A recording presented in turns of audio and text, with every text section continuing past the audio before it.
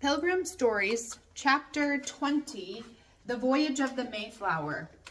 When the provisions and the boxes of other goods had been moved from the Speedwell to the larger boat, the Mayflower started once more. Now she carried 100 passengers besides her sailors. We should think the Mayflower a very small boat in which to cross the ocean. The cabin was badly crowded and there was only one small deck. At that time, no one had thought of making a boat go by steam. The Mayflower had large white sails, and when the wind was good, she sped over the water like a great seabird. But sometimes there was no wind, and the little vessel lay still upon the quiet water.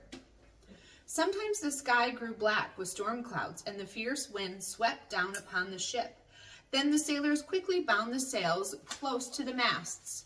But still the vessel was often driven far out of her course. No wonder it took so long to cross the ocean in those days. In one of these great storms, a young man almost lost his life. For many days, the passengers had been kept in the cabin by the weather. The deck was wet and slippery. The rough winds swept across it.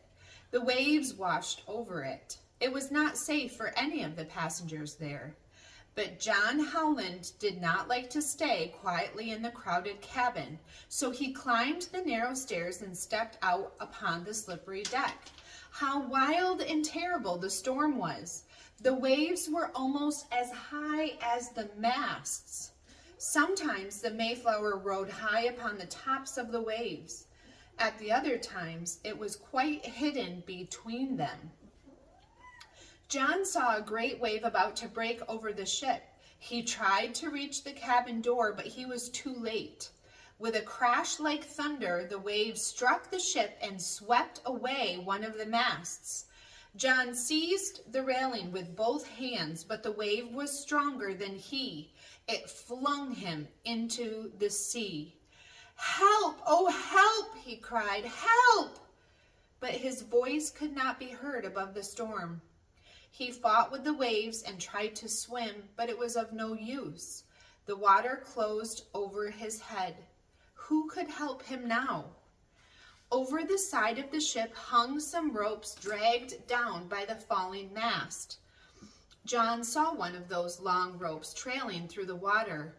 The rope was close at hand, and he reached out and grasped it. Hand over hand, he pulled himself toward the ship. His strength was fast going. Would no one come to his rescue? Some sailors on the Mayflower saw John struggling for his life. "Hold on, John," they shouted as they pulled in the rope.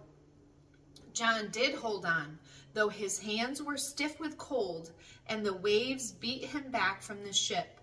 Slowly he was lifted from the water and strong arms reached down to help him. At last he lay upon the deck, faint but safe.